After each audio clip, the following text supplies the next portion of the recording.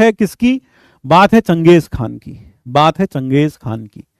एक समय की बात है, चंगेज खान अफगानिस्तान में था और वह अपनी सेना के साथ एक जंगल के किनारे एक पड़ाव, टेंट वगैरह लगा के, तंबू लगाकर वहां अपनी सेना के साथ दूसरे देश में हमला करने के लिए वहां अभी स्थित था। ठीक है, जंगल के साथ में। अब चंगेज खान को शिकार करने का बहुत ज्यादा शौक था और शिकार करने के लिए उसके पास एक फैल्कन था। फैल्कन समझते हो ना?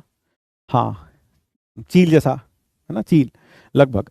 तो एक फैल्कन था उसके पास। फैल्कन की खासियत क्या होती है कि फैल्कन को लेदर का एक कवरिंग रहता है हाथ पर, और उस लेदर के कवरिंग के साथ अगर आप अपना हाथ बढ़ाते हो तो वो फैल्कन क्या करता है, फैल्कन आपके हाथ पर आकर बैठ जाता है, अगर वो पालतू फैल्कन है तो, है ना। और उस फैल्कन की, उस ईगल की, उस चील की आंखों को अक्सर ढककर रखा जाता है एक छोटे से कप से, है ना। वो कप लेदर का एक कप होता है, उससे उसकी आंखों को ढककर रखा जाता है, क्योंकि अगर उसकी आंखों को ढककर ना रखा जाए तो वो फिर कभी भी आपके हाथ पर स्थायी रूप से नहीं बैठेगा, उड़ जाएगा। तो कप को उसकी आंखों पर रखा जाता है ताकि चील की आंखें कवर्ड रहें, वह उधर उधर ना देख सके, उसे लगे चारों तरफ अंधेरा, इसलिए वो उड़ने का कोई प्रयास ना करे। ठीक है भाई? हाँ, तो पता है ये बात। तो चंगेज खान की बात चल रही है। चंगेज खान एक जंगल के बिल्कुल पास में अपनी सेना के साथ रुका हुआ था। एक दिन उसे लगा कि यार शिकार पे चलना चाहिए, शिकार करने का बहुत शौक था, तो शिकार करने के लिए गया। वो अपनी सेना के कुछ जो अच्छे योद्धा थे उनको ले गया और खुद साथ में चला गया शिकार करने के लिए। अब शिकार करने के लिए वो जंगल में खूब अंदर तक घूमता रहा अपने सब लोगों के साथ। उसने अपना जो पसंदीदा पालतू चील था उसको भी उड़ाया। उसके आंखों पे से वो जो कैप थी, जो कप जैसा चीज थी, उस कप जैसी चीज को हटाया और उसने उस फैल्कन को उड़ने दिया, क्योंकि फैल्कन की प्रॉपर्टी क्या होती है, वो उड़ता है और ऊपर से जाकर नीचे कहीं खरगोश दिखाई देता है, कोई छोटा सा डियर दिखाई देता तो उस पर झपट्टा मारता है और उसको वहां पकड़ लेता है नीचे जमीन पर। और वो इतनी ऊंचाई पर उड़ता है कि उसे नीचे जो इंसान की आंख नहीं देख सकती, वो उस फैल्कन की आंखें देख सकती हैं। तो इसलिए लोग फैल्कन के जरिए शिकार करते थे। चंगेज खान भी वही कर रहा था। तो वह फैल्कन को लेके गया, है ना, और साथ में सिपाहियों को लेकर गया। बहुत देर तक वो पूरे जंगल में घूमते रहे और साथ में वो फैल्कन को उसने उड़ा भी दिया। फैल्कन भी पूरे जंगल के चक्कर काट रहा था, लेकिन उसको कोई शिकार नहीं मिला। फिर क्या हुआ? फिर उसके बाद चंगेज खान निराश होकर वापस लौट आया, अपने सब पूरी सेना के साथ जो भी लोग गए थे वापस लौट आया। लेकिन रात में क्या, उसका मन नहीं लगा। उसे हार कहीं से भी मानना मंजूर नहीं था, उसे हारना मंजूर नहीं था। तो उसको रात को नींद नहीं आ रही थी। तो फिर वो रात को घोड़ा लेकर साथ में अपने उस पसंदीदा या पालतू चील को लेकर फिर दोबारा से जंगल में गया और फिर से शिकार करने के लिए एक बार फिर से प्रयासरत हुआ। अब वह जंगल में खूब देर तक घूमता रहा, लेकिन अब की बार भी उसके हाथ निराशा लगी। उसे कुछ नहीं मिला, उसने बाज को भी उड़ाया, उसने हार पीट कर जैसे पूरा जंगल छान मारा, उसे कोई भी शिकार नहीं मिला। उसने आखिर में जंगल में घूमते घूमते इतनी गर्मी में उसे बहुत प्यास लगी। अब जब बहुत प्यास लगी, लगभग वो एक तरीके से बेहोशी की हालत में हो गया, तो उसको सामने एक पहाड़ से थोड़ा सा पानी टपकता हुआ दिखाई दिया, है ना, थोड़ा सा पानी टपकते हुए दिखाई दिया। उसको लगा कि यार पानी तो उसने आसपास बहुत छाना मारा, कहीं पर भी कोई नदी, कोई नाला ऐसा कुछ नहीं मिला जहां से वो पानी पी ले। तो लेकिन पहाड़ में सामने थोड़ा सा पानी रिस रहा था, तो उसको कैसे पिए, थोड़ा पानी को इकट्ठा कैसे करे। तो उसको आइडिया है, उसने क्या किया, अपनी चील का जो आंखों पर टोपी लगी थी, जो कप लगा था, वो निकाला और उससे पानी भर लिया। अब जैसे ही कप निकाला, चील एकदम उड़ गई।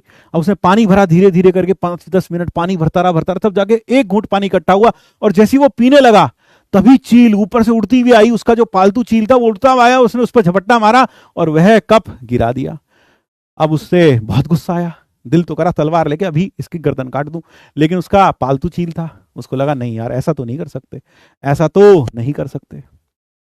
फिर उसने कोई बात नहीं, माफ किया, उस कप को वापस उठाया, झाड़ा पोंछा और फिर दोबारा से पानी इकट्ठा करने लग गया। थोड़ा बूंद बूंद करके आ रहा था। फिर से जैसे ही वो बढ़ा, पूरा भरा, उसने पीने की कोशिश की, फिर से चील ऊपर से आया, फिर झपट्टा मारा और फिर वो पानी गिर गया।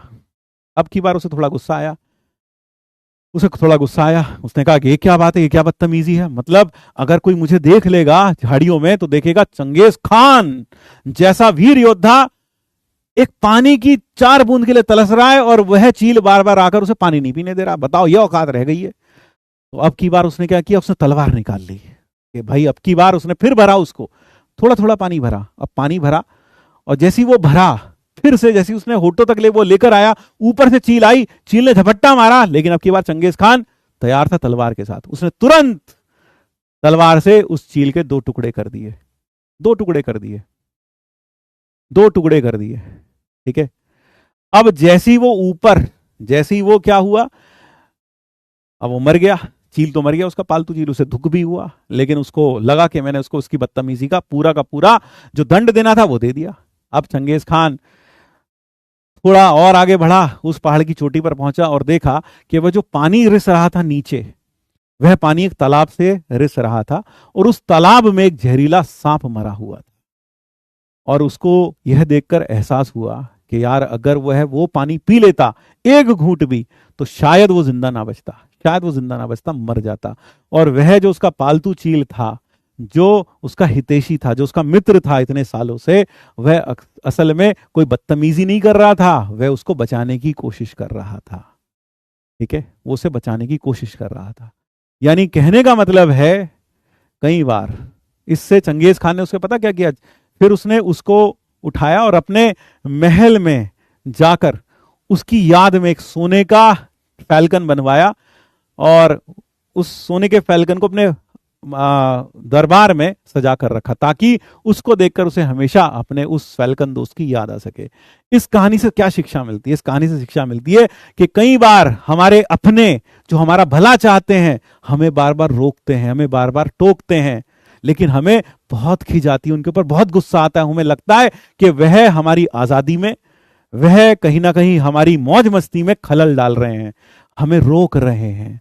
उस समय में बहुत गुस्सा आता है और कई बार इस गुस्से में हम उनको कुछ भी बोल जाते हैं, हम उनका अपमान कर देते हैं। लेकिन वही काम चंगेज खान ने किया। वो चील उसको बार बार रोक रहा था, उसका अपना था।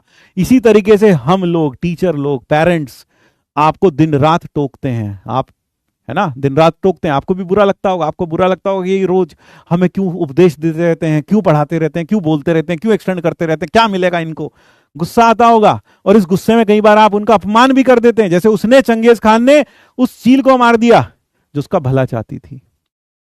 तो उसने उस चील की जो प्रतिमा थी वो इसीलिए लगाई ताकि उसको देखकर हमेशा ये याद आ सके कि भाई कई बार अपने कड़वा बोलते हैं, कई बार अपने आपको टोकते हैं, तो वह आपकी भलाई के लिए टोकते हैं, कई बार आपकी भलाई के लिए टोकते हैं। मैं सही बता रहा हूं? और यह रियल स्टोरी है। ठीक है, हाँ, यह रियल स्टोरी है। तो हम सब जो आपको रोकते हैं, टीचर हो गए, पेरेंट्स हो गए, आपको लगता होगा ये टीचर कितनी देर से पक्के जा रहा है, इतना सब कुछ मल्टीप्लाई पढ़ा रहा है, जबरदस्ती पढ़ा रहा है, हमें नहीं पढ़ना, है ना। लग रहा होगा आप में से कईयों को ऐसा लग रहा होगा, लेकिन बेटा सच मानो, है ना, हम वो चील वाला ही काम कर रहे हैं।